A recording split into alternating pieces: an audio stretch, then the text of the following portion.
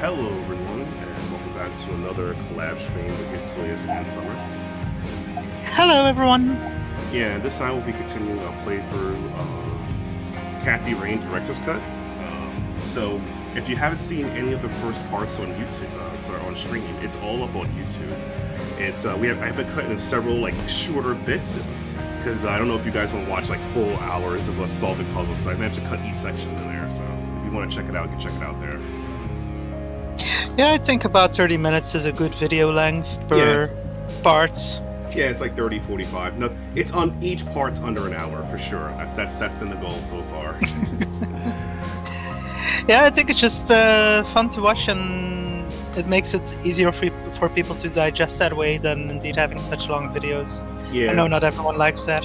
True. And the thing I want to talk about particularly is since Summer's back, you recently came from, I think it was Adventure X. You were posting a little bit on Twitter.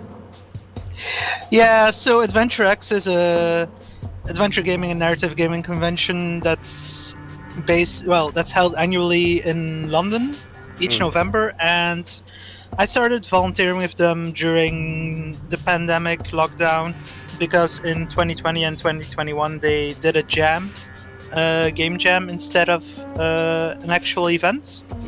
So those were really cool. Those made some really cool games happen. Like there's some actual commercial titles also being made now based on those jam games, like Locomotive, which is very known that's cool. in the community. Yeah, so that was based on a game made for the Adventure X Jam 2020.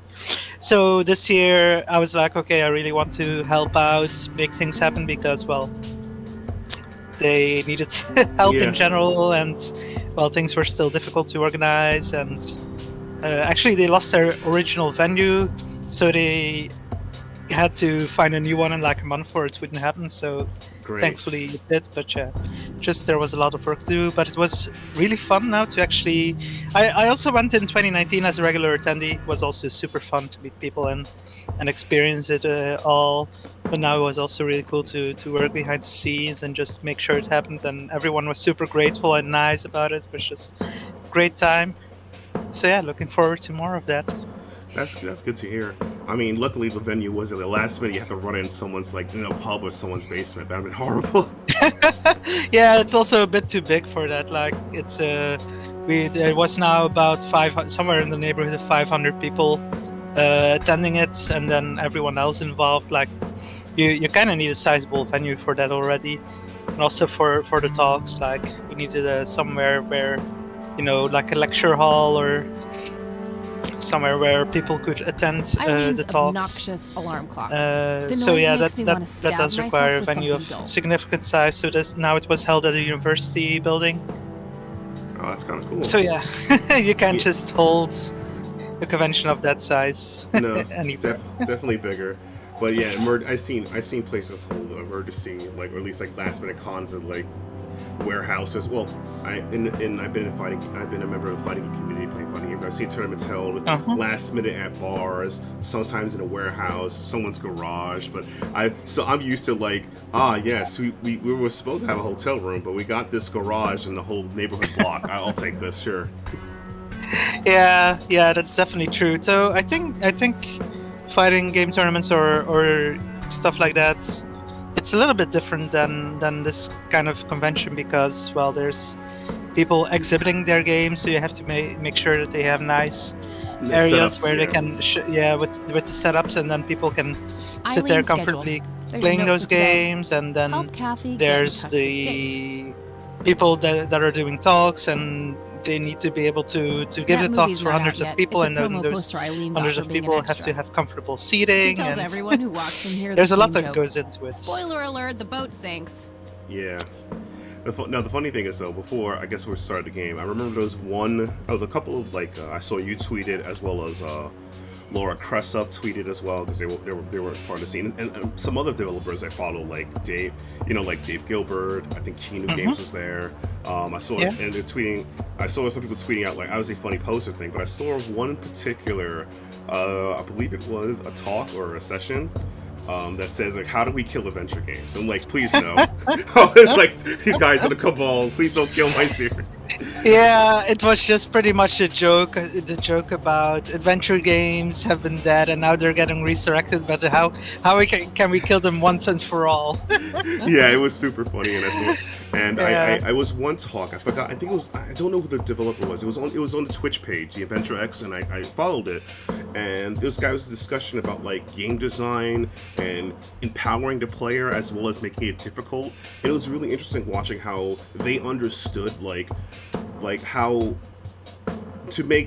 how to turn game logic into a person's logic when playing a game, so you don't feel upset or crazy about it. And that was a real big talking point. Like, wow, this is a really cool conversation because I didn't think of it that way. Like, a good adventure game or puzzle developer wants to turn the logic of their game and universe into easy as possible for the player, so they don't have to feel like they're out of place. Yeah. It was really insightful stuff.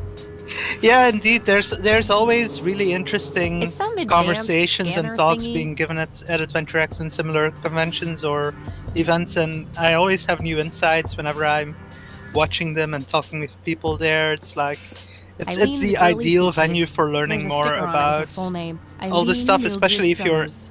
interested in making games yourself. It's so interesting and enriching. Yeah, I honestly this is my take, because I don't I like to work and play games, but it was interesting to me because I get to understanding game design and decision making, because I think that's one of the cool process of it. Like, the best way is, all the game design I've learned is some of it intuitive, but since I play a lot of Dave Gilbert games, at some point Click Games do this now. They have the developer commentary in the games. And I would replay the game and just listen to the developer commentary and try to understand or piece what they're getting at. Like, oh, this is cool, I didn't think of it this way. Like, so it's really cool to watch someone live do that, as well as like explain like, it was a conversation like over like 45 minutes, and I was like, wow, I got a lot from this, you know? Super glad to hear that. Yeah, that's what it's all about, really. Because I think there are so many great developers who have all developed I'm fairly their sure own it's about unique some guy. style of game design and everything around making game and how to make it work for the player. Mhm. Like, because there are so many different ways to experience games and so many different ways that people can be touched by Color games, printer. or Super that- fancy, apparently. that they can be A engaged fact by which them, Eileen or loves to that they can remind me engage of. with it. Yeah. And I think it's just so vital for everyone, well, for people to be able to share those insights and Just some um, random band poster. everything they've learned regarding that, and that only Messy. helps Just the the way community I and other like it. developers, I think. So that's why Oh, I think no, it's so important to it's do very stuff cool, like this. and it's like information to help other people, because I think I mentioned this in my recent video I done with Make the Seder on Single and Echo, that there's a problem. It's not really a problem per se, but some old school developers try to mimic old school games and just copy pasta what they did and think that works because it was great, and not understand why those games worked back then. Even then, those games weren't truly perfect. There's a whole like myriad of reasons why they're good. Just copying it isn't the answer. So, you know. Yeah, I completely agree. You really do have to dive deeper into what made those games stick, why they resonate meet with again, people. How can you create something similar now? Because My that's really not trusty easy, zip-up. There's a because crude inscription. both the times are My different trust- and there's a crude- people have different expectations now. So you really do have Don't tempt to me.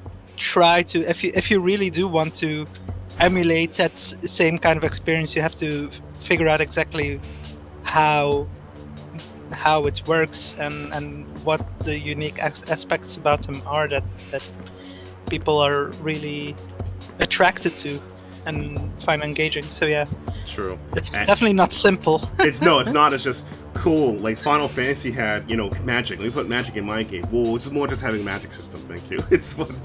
But no, I think it was really cool and insightful, and I'm hoping for sometime next year, if I get all my paperwork, because I have a passport ID and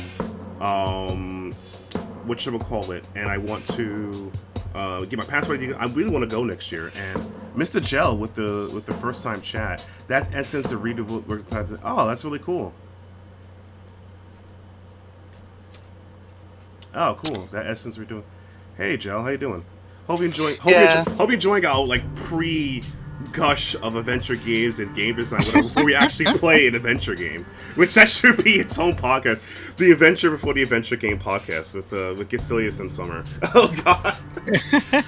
Yeah, but no, right, Mr. Gel is completely right. It's about the what makes it and what really pulls people in versus just making something that is a superficially similar experience but really doesn't do the same things. Oh no, no, deeply, 100%. I've seen way too many, and this is from the RPG format. Like, this is just like Breath of Fire or Final Fantasy or Chrono Trigger. And yes, they was able to mimic or get those system ins, but those games don't feel like those games because it's much more than just having the mechanics. It's a much different feel, and I'm glad that Adventure Game had several panels talking about this, and I think it was really cool because I've never. I thought, like, most of the game design that I learned from is, again, I watch commentary or some intuitive, but watching somebody who makes these games talk about it with various influence and everything else, it was very, very nicely put, as well as interesting, because I never thought of games like that, like game logic or puzzle solving, things like that. It was really cool, and I hope someday I'll be able to go to them and just chill out, because it sounds like a really fun time. Yeah, the weekend always goes by too fast, of course. Like, it's only 2 days, but it's two very action-packed days where it's done of talking with great people and hearing great talks and learning a lot and experiencing a lot and networking a lot. But yeah, it's great, and I do hope that you can make it someday. I would seriously recommend, if you are interested in going next year or one of the coming years, get a ticket as soon as possible, because they will sell out very quickly. Because, yeah, even with now a bigger venue this year, and we will, well, the event will stay at the same venue for the next few years. So there's more tickets than there were for the Adventure Access before the pandemic. It's still gonna sell out very quickly because it was pretty much sold out this year as well. And that's crazy. This year was difficult. So next year, if everything goes as normal, I think it will sell out very quickly. That's good to hear.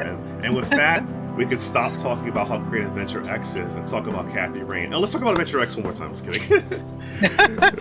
All right. Yeah, no, I've been looking forward to seeing more of this game as well. So yeah, let's get into it. Yeah. So I was looking around all this stuff. So we have a printer, a scanner, a phone, a computer, and a sticky note. So I'm gonna look at the sticky note. Oh, what's this? I think I'm not getting the game audio. Let me, or is it on mine? Ooh, let me check. Actually, that could be an issue. Without the quotes. Yeah, I'm not getting it. If you call my on friend Dave Discord. at 555-2492, he can set you up with some software. Okay, let me just. I'll just pause it here. I'm gonna go back to the Discord chat and let's see what's the issue there. Let's see. Bam. Let me see. You can hear me, but you don't hear the game audio. Very interesting. Yeah. All right, let me just set up the stream again. There you go. Bam. You should be able to hear the voice channel, edit channel, video quality, delete. No, I'm not deleting channel.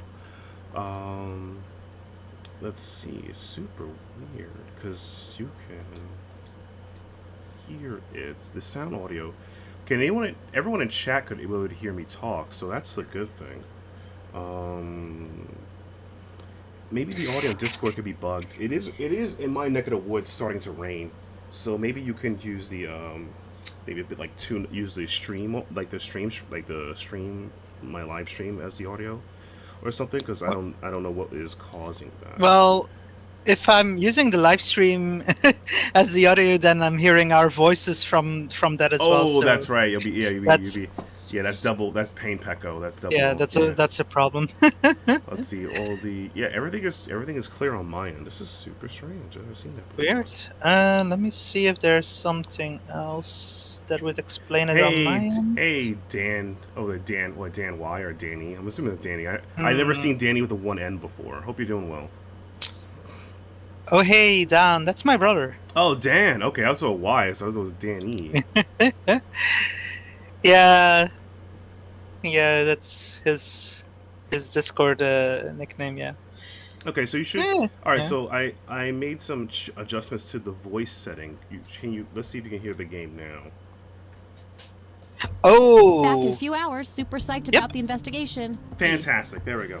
All right, I P.S. see what happened here. No gum on the keyboard, please. Woohoo. Remember the last time? So Oh, what please, happened like she was actually is uses the space bar. like she Shit. actually Looks like she God, forgot to she's so write down the mean. username. Oh well, shouldn't be too hard to guess. I think it's just some combination of her first and last name. Hacker Dave. That's his number. Yep. Okay, so we got some new guy, Hacker Dave. Don't put gun to ski bar. So, basically, summarize the issue. What happened was I believed my sound setting that I have for Discord when it went to the call that we're using now has went to I believe default. So I just moved away from default and put it into the proper setting. That was weird, but it's okay. Glad it was fixed. yeah. Yeah. Let's go. Let's go. All right. So let's see.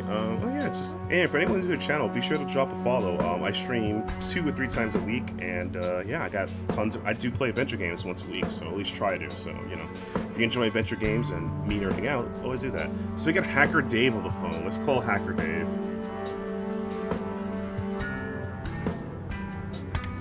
Hacker Dave. Interesting name. Yeah. She's friends with Yeah. some. Hey, I'm Kathy. Eileen said Eileen, there to you go, call yeah. you about some software. Oh. Ellie who? Eileen. Red hair, glasses, speaks so fast her gums ache. Oh, right. I thought her name was Errol. Figured it was kind of a weird name for Her name was Era. Oh my you must have a god. hearing disorder. You must have a thinking disorder. Wow, I hate this guy already. Burn. Oh God. What a 90s Wow. Deutsch, yeah. Just wow. Yeah. So, the software?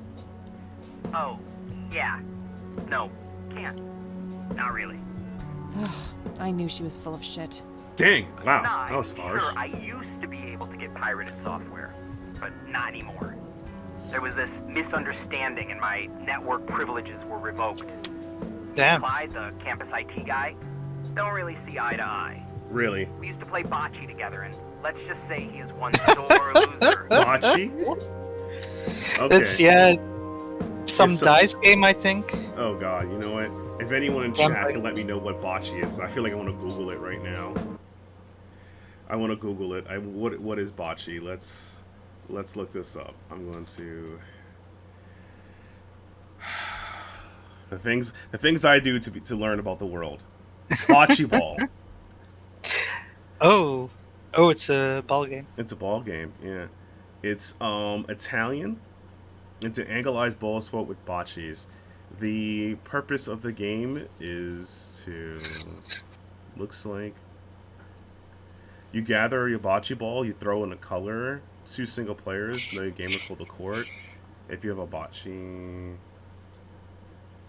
all right, so you have a bocce ball. You build a ring.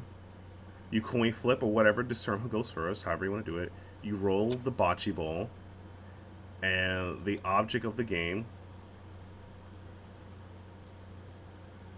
is to see who bocce ball was closer to the smaller ball when you hit it, or if you don't hit it.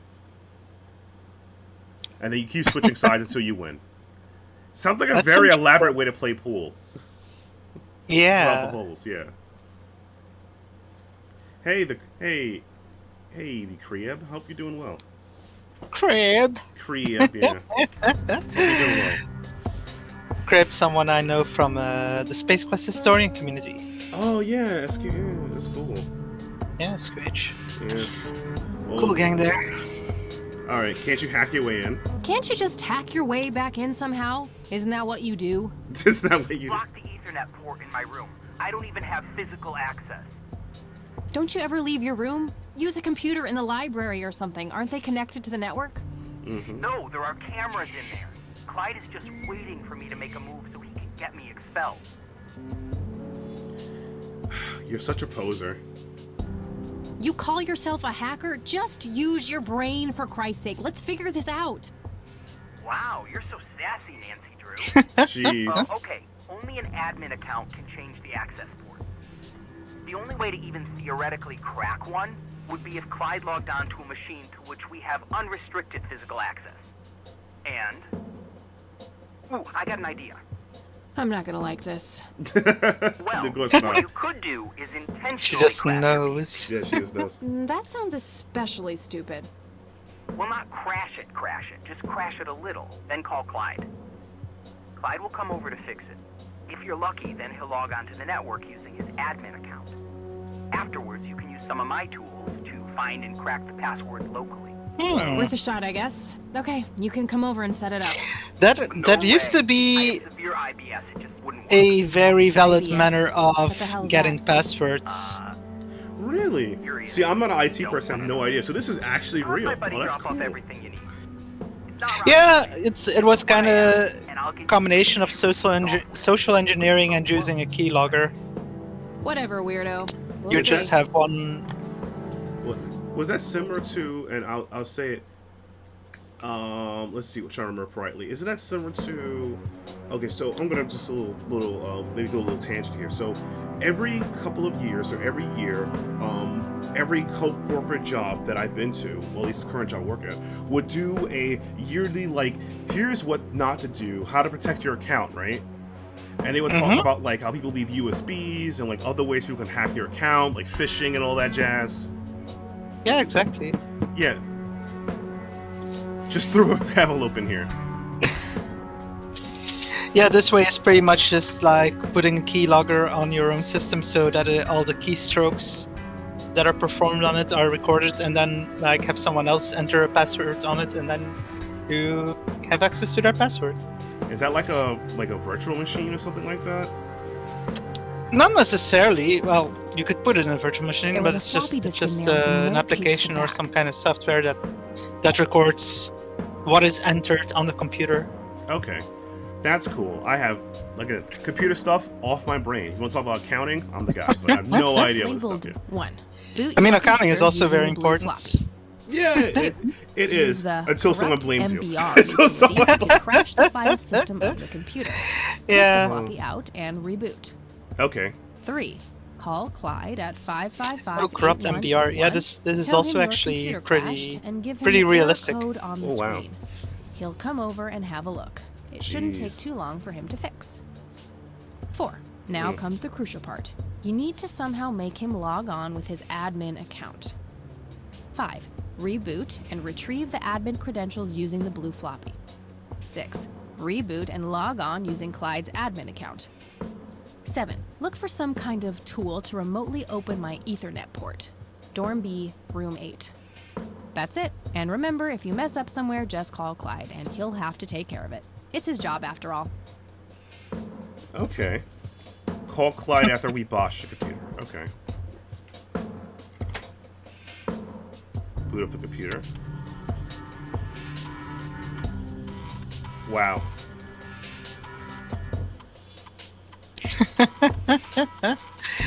Oh my god, the memories. Yeah, this is good. This make me feel a bit old. I'm like, oh god, I remember doing this, playing some also. Extract admin password. Can't do that yet. So we have to, as you said, corrupt the computer.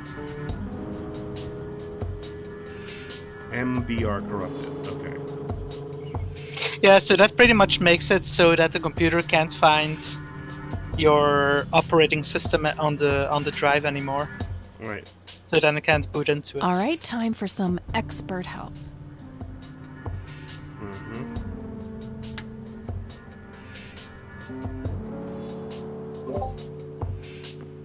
It's crazy. So, I guess I'll have to talk a little bit about it, because while we're waiting for Hacker Man to fix this, was there any, if you're able to talk about it, was there any new adventure games or any puzzle games you saw at Adventure X that's currently not in the IT, market? this is Clyde speaking. How can I help you? So I didn't have much time to look at the games myself during the event because I was just so busy, but I did review some beforehand, and I've just seen bits and pieces of some that look really good, like Rosewater, the upcoming game by Francisco Gonzalez, aka Grundislav, Yeah. who previously did Lamplight City and some other great games. Mhm. So Rosewater, yeah, that's a new game in that same universe as Lamplight City, and it's looking really good. So I've played the demo of that pretty much. I would highly recommend checking out. Cool. I've only seen, I said screenshots of, I'm just gonna say her first name. I don't want to butcher her last name. Julia. She's made the Crimson Diamond. Julia Minamata. Yeah, she's great. Yeah, I've seen only screenshots of the game, and I want to thank her for recently following me on the Twitter space. It's nice. So here, I'll tell the story to Wolf the next time I collab or play with him. So, hi Kulu, hope you're doing well. So he told me about the Crimson Diamond. I look up the Crimson Diamond. I have it wishlisted. I don't know if I ever downloaded the demo because etc. I have it wishlisted. I watched one Short Eyes video about the Colonel's bequest, talked about it, and then unfollowed. I feel like it's a chain of commands here. Like something's going on here. Like, should I play? But yeah. I mean, she could have some eye on people who are tweeting or talking about the Crimson Diamond online. That wouldn't surprise me. But yeah, I definitely recommend checking out that one as well. The demo is it's really good. If you like those kinds of murder mystery games or the Larabow games at all, it's certainly very recommended. Locomotive is also a bit similar, but more modern style. But it won't start up. The art style is very fun. Error code on the screen. Pixel art. Probably a hard drive failure. Which room are you in? Dorm A, room 5. I'll be there in a few minutes. Thanks. So that one was also being exhibited. Mm-hmm. And then some other ones. It's